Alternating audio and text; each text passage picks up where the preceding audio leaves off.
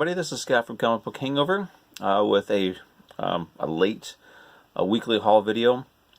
This week it's late mainly because I had to work on Wednesday, which I normally have off, and I had to be at my work Thursday morning, which I'm normally not, so I'm able to do these videos on Thursday, but with this week being a little bit different, video is late.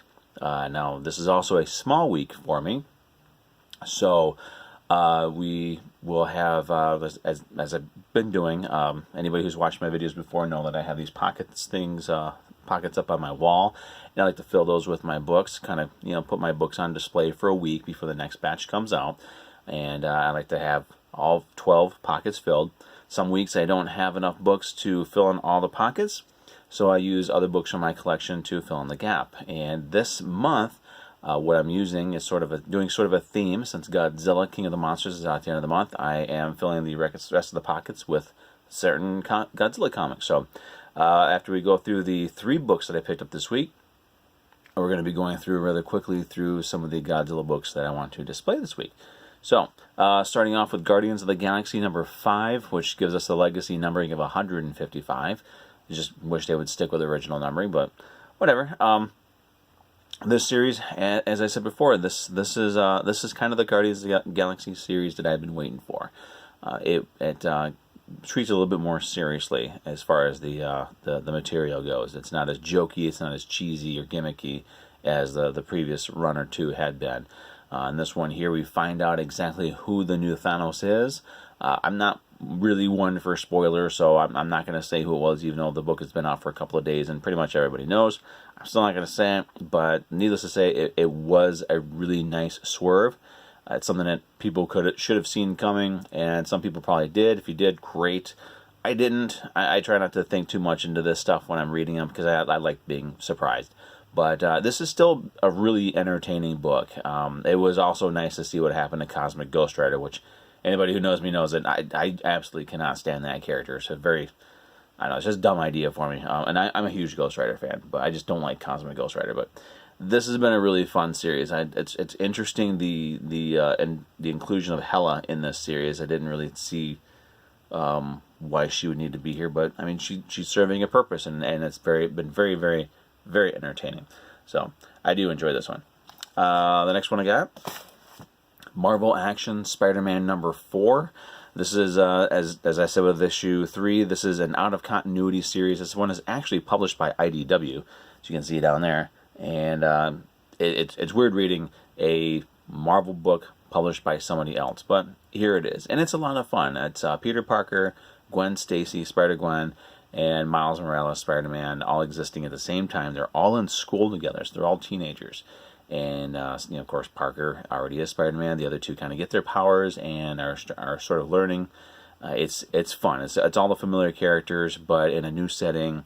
If you're looking for something that, if you're looking for characters like Spider-Man, they've also got Black Panther and Avengers. If you're looking for, these characters without having really to worry about a lot of the continuity and just want to have some fun, the Marvel Action line from IDW is definitely a good choice. The Spider-Man one is just so much fun, and the art inside is a lot of fun, too. The last book I picked up this week is Zombie Tramp number 59. I'm still reading the series. It's a lot of fun. This is the 3rd part of the Angel Lynch origin story. So it's a new Zombie Tramp, new powers, new attitude. Well, kind of the same attitude. Just I think she's a little bit meaner than the previous one was. So now the only thing that's changing for me with this series, besides having the new character, is I'm really cutting back in the covers, since Dan Mendoza really isn't doing too much. He's not writing. He's not drawing the insides. So I'm not gonna get a whole lot of Mendoza covers for this series anymore, because it doesn't match the art inside. But this one here, I had to grab this. This is the Bill McKay cover. It's absolutely gorgeous. I did have the risque variant for it as well, but I want to putting it back. Like I said, I'm cutting back, and part of cutting back is I'm only going to be grabbing the risque variants if it's really super awesome. And this one, it was okay, but really wasn't what I was looking for. So those are the 3 books that I picked up this week. It's a very small week this week, so we're going to real quickly go through some of the Godzilla books, starting with the classic one. This is the Marvel Godzilla series.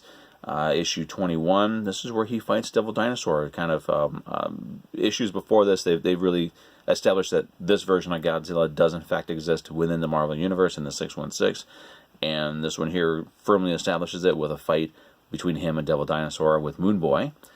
Moving on, we're going to be talking about some IDW stuff.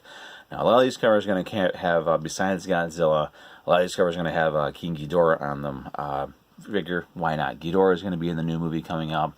Last week I had a really cool Rodan cover, so not all of these ones are going to have Ghidorah, but most of them will. Starting with this one, Godzilla in Hell, number 4. This is the subscription variant cover, and it's epic. It's really nice. So I'm really not going to say too much about these books because there's really not a whole lot to say about them. So we're just going to go through and take a look at them real quick.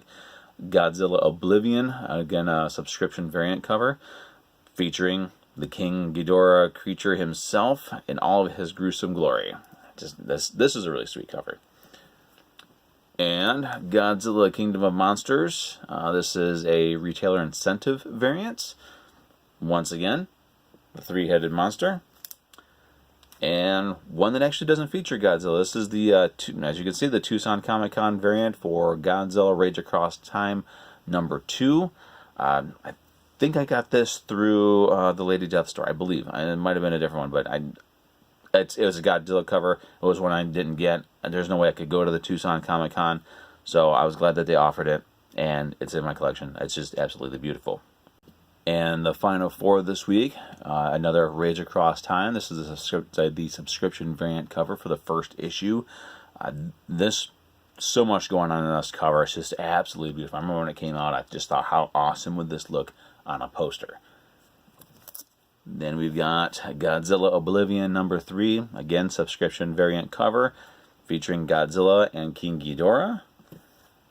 And we've got the IDW convention variant for Godzilla in Hell number 1. And finally this week, Godzilla Kingdom of Monsters. This one here, when this book came out, if your comic shop, I guess, did something special, I can't remember if it was ordering a certain number of issues or what it was, but you could have a store-specific cover of Godzilla's foot stomping and destroying on your store with, people that work there kind of running out of the store. I ordered this one through DCB Service. It's Discount Comic Book Service. It's an online subscription service where you can get your comic books at a pretty decent discount. I ordered quite a few books from them, and I've never been disappointed. I actually had one book that came in sort of messed up. I let them know, and they just sent me a replacement. It's pretty cool. But this is probably one of the least common variants that I've got. Doesn't necessarily mean it's worth anything, but I just thought it was something kind of cool to have. So these are the books I have, and let's see what they look like up on the wall. So there you go. There's all the books, the 3 books rather, that I picked up this week. Sorry about the glare. It's kind of later in the day, so the sun, I don't have a lot of natural light, so I'm using the actual light in my room. So that's going to create a bit of a glare. Sorry about that, but these are the books I picked up. My wall is now a Wallzilla. It's actually kind of neat. It's nice to see so many of these different Godzilla books on display. So once again, as I always like to say at the end of my videos, hopefully some of these rather few covers that are few books that I have that I talked about, you're curious enough to check them out. If not, I always say try something new, try something different. I've tried a lot of different books over the last year and a half, 2 years, and some of them have been really amazing, some of them not so, but you never know unless you try them. So I always firmly believe that there's a comic book out there for everyone. So try some of these, try something new. Always go to your local comic book shop every week and grab your usual stuff. Maybe look at something new. So that's it for this week for a new comic book haul. Sorry again for the lateness of the video. I may have another one. Actually, tomorrow we are going to the Motor City Comic Con, and I may do, depending on how much I get, I might do a haul video when I am done, when we get back. Actually, it may be Sunday because I might be too tired on Saturday. Who knows? It's all up in the air right now. But once again, thank you for watching, and we'll see you soon. Bye.